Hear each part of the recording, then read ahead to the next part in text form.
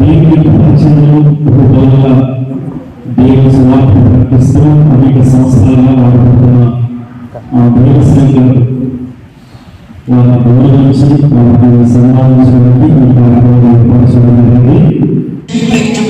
వింత కాదు, వింత అంటే ఎప్పుడో చదివేది వింత, ఎప్పుడో ఒకసారి చూసేది వింత. వండర్స్ బైబిల్ సెలవిస్తుంది, క్రైస్తవుడికి సంఘానికి శ్రమ వింత కాదు, ఆశ్చర్యపడకండి.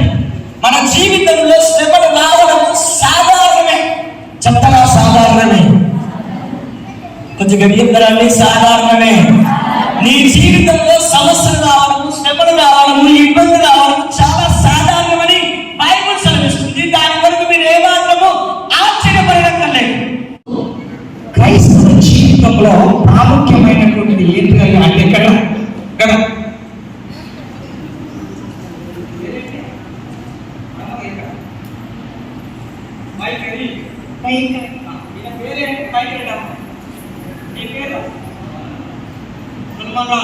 నీ పేరు వల్లాడు అంటే ఫైనాన్స్. నీ పేరు రోహిత్, నీ పేరు దైవ జ్ఞానము.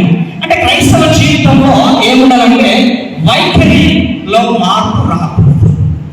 అర్థమైనా చెప్పండి ఏంటి వైఖరి? వైఖరి అంటే 11 గంటలకు గుడికి వెళ్ళాలి అనుకున్నప్పుడు అప్పుడే పిచ్చినోళ్ళు, అప్పుడే బిల్లు పైసలు వచ్చినా నువ్వు దాన్ని పక్కన పెట్టేసి నేను గుడికే వెళ్తాను అని నేను నిర్ణయం వెళ్తుందో దాన్ని వైఖరి అంటారు. వనరు అని అంటే ఫైనాన్స్ సంబంధించిన రిసోర్స్. అంటే నీ క్రైస్తవ జీవితంలో నువ్వు అభివృద్ధి చెందడానికి మార్గాలు అనేటువంటి బైబిల్ గ్రంథంలో వనరులు ఫైనాన్స్ సంబంధించినటువంటిది. ప్రియుడా, నీ ఆత్మ వర్ధిల్చున్న ప్రకారంగా నువ్వు అన్ని విషయంలో సౌఖ్యంగా ఉండాలి. అంటే నువ్వు వనరులు కలిగి ఉంటే నువ్వు ఆ విధంగా అవుతావు. దైవం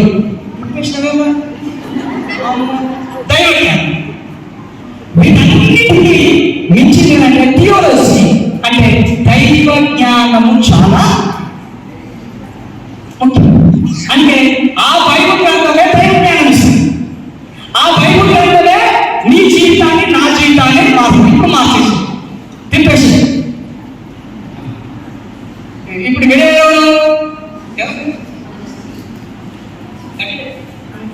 మనిషి, ఇది ఎవరు? మనిషి. మనిషికి ఏమి ఉండాలి? వైఖరి ఉండాలి. బాబు నువ్వేంటి?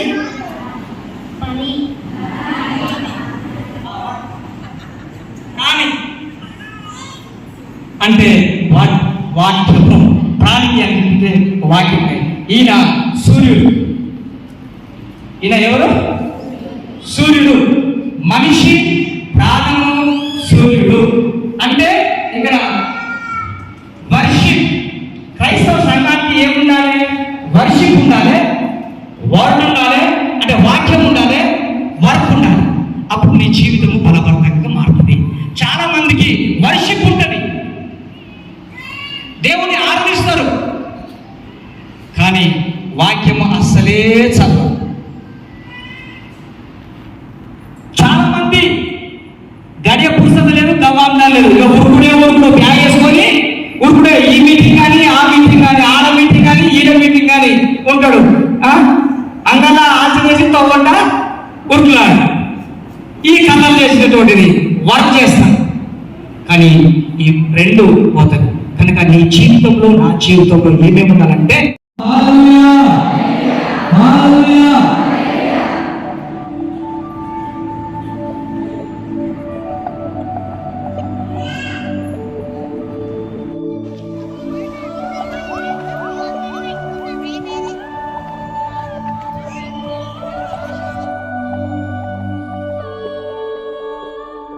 సేవకులారా, సువార్తికులారా, యేసయ్య కోరుకున్న శ్రామికులారా, సేవకులారా, సువార్తికులారా, మీ మాదిరికై వందనము. ఉన్నత పనికై మమ్మును పిలచిన దేవా, మా కొరకు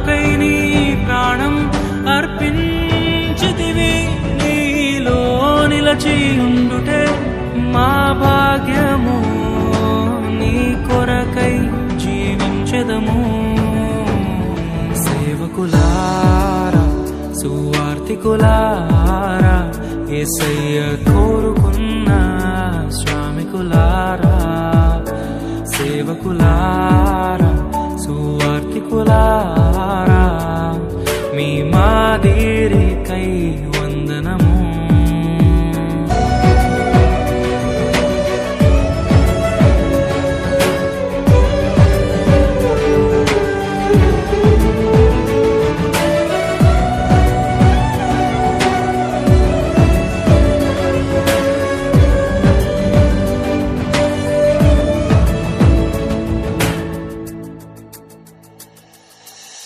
దైవాజ్ఞను నెరవేర్చుటకు మా కోసం బలి అయ్యారు.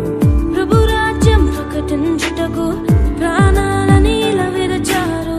మా ఆత్మను రక్షించుటకు హతసాక్షులు మీరయ్యారు. నీతి కిరీటము పొందుటకు అర్హులుగా మీరు. ఉన్నత పనికై మమ్మును పిలచిన దేవా, మా కొరకై నీ ప్రాణం అర్పించితివి. నీలో నిలిచి ఉండుటే మా భాగ్యము, నీ కొరకై జీవించెదము.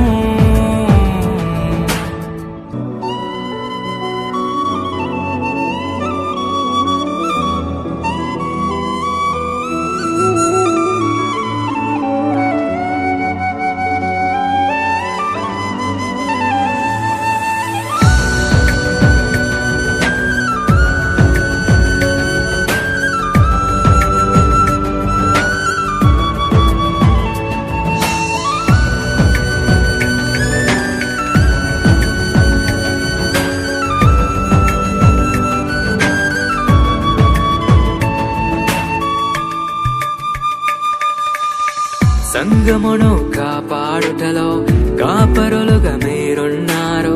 సువార్తకి పోరాడుటలో సిద్ధపడిన సైన్యం మీరు.